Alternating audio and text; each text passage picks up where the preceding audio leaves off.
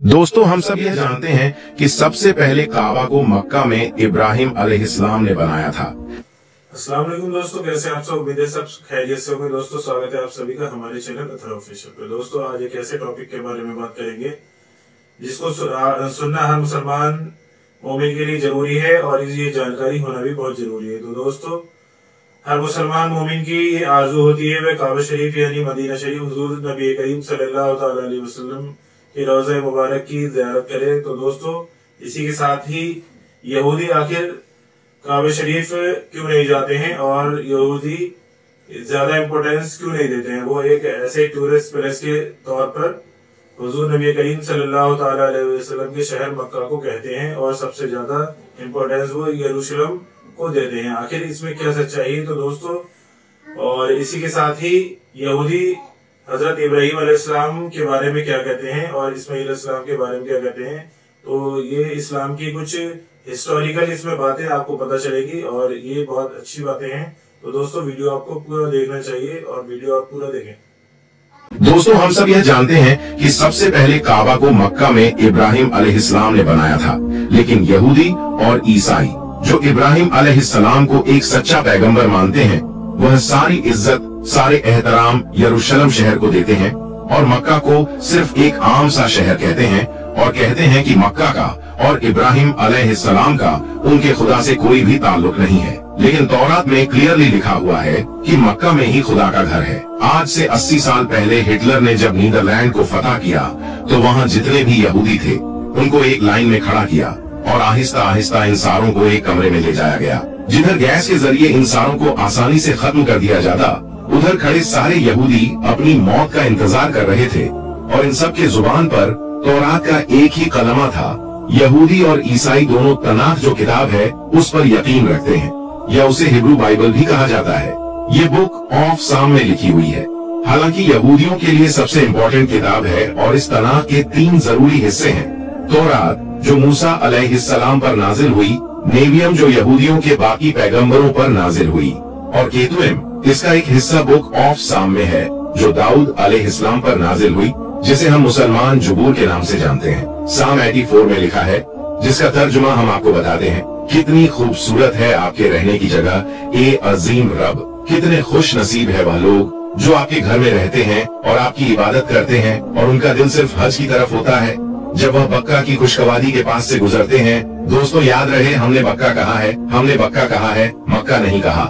तो जब वो बक्का की खुशगवारी के पास से गुजरते हैं तो वो उस वादी को पानी के चश्मों में बदल देते हैं और वह एक पहाड़ से दूसरे पहाड़ जाते हैं। यहूदियों की इस किताब में क्लियरली लिखा है कि खुदा का एक घर है बक्का की खुश्क वादी में और उसके पास चश्मा भी है और वहाँ लोग पहाड़ से पहाड़ की तरफ जाते हैं। और ये क्लियरली काबा की ही बात हो रही है जो कि मक्का में है, जिसके पास जमजम का कुआं है और लोग सफा के पहाड़ से मरवा की तरफ जाते हैं। लेकिन यहाँ तो लिखा है कि अल्लाह का एक घर मक्का में है। इसका मक्का से क्या ताल्लुक है?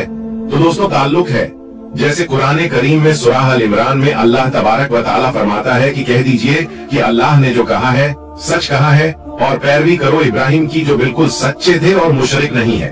यकीनन पहला घर जो लोगों के लिए बनाया गया अल्लाह की इबादत के लिए वही है जो मक्का में है। बरकत वाला हिदायत का मरकज है सारे जहां के लिए। है किताब वालों, तुम क्यों अल्लाह की आयतों का इनकार करते हो? कुरान में और तौरात में दोनों में ही मक्का को बक्का कहा गया है, क्योंकि बक्का मक्का का ही पुराना नाम है। मुसलमानों का पहला किबला मक्का नहीं बल्कि जेरूशलेम का बैतुल मुकद्दस था।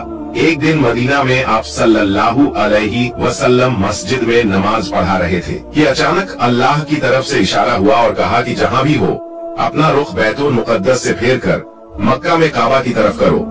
आप सल्लल्लाहु अलैहि वसल्लम ने नमाज के दौरान ही काबा की तरफ टर्न हुए और पीछे खड़े सारे सहाबा ने भी ऐसा ही किया और इस तरह पहली दफा मुसलमानों का एक नया किबला बना। और यहूदियों ने कहा कि मुसलमानों ने अपना असली किबला बैतुल मुकद्दस से छोड़कर पता नहीं कहां से एक नया किबला इजाद कर लिया है। यहूदियों और हिस्टोरियन दोनों इस बात को मानते हैं कि जेरूसलम में यहूदियों का पहला टेम्पल सुलेमान अलैहिस्सलाम ने आज से 3000 साल पहले बनाया था, जबकि मक्का में काबा को इब्राहिम अलैहिस्सलाम ने बनाया था जो सुलेमान अलैहिस्सलाम से हजारों साल पहले गुजर चुके थे।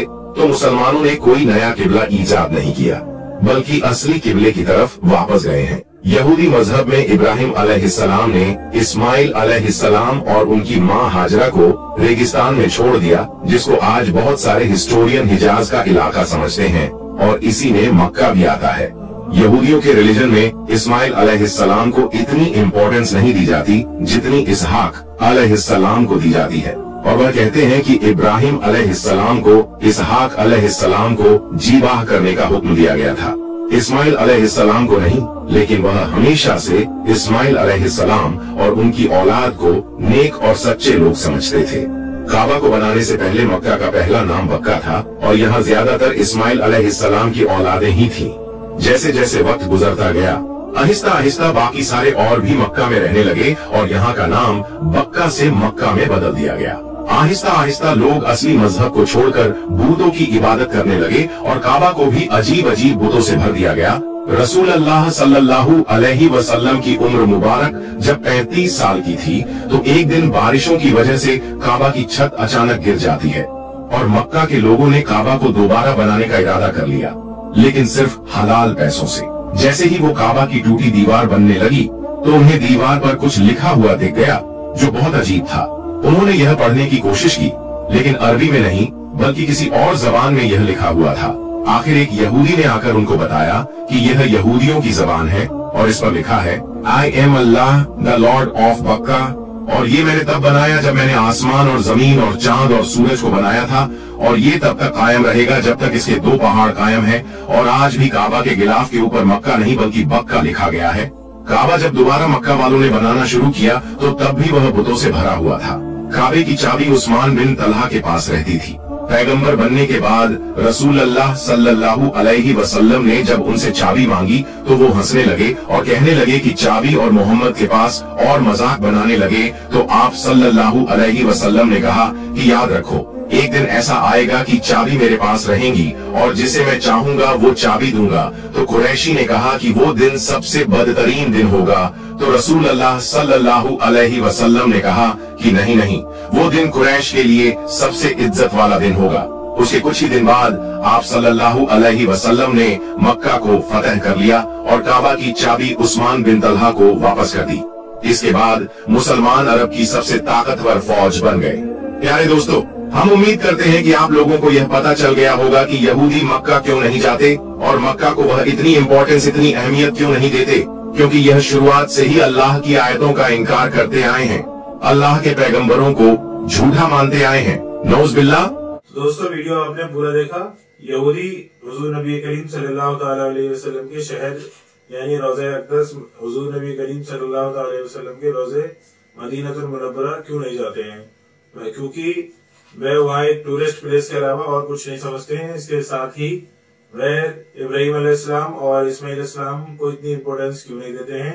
इसके साथ ही वह हुजूर नबी करीम सल्लल्लाहु ताला अलैहि वसल्लम से पहले आने वाले नबियों के बारे में इस वीडियो में बताया गया है, और खासकर सुलेमान अलैहिस्सलाम के बारे में। तो दोस्तों, वीडियो आपने पूरा देखा। आपको जानकारी कैसी लगी? वीडियो की जानकारी अगर आपको अच्छी लगी हो तो वीडियो को लाइक करें, कमेंट करें और शेयर जरूर करें।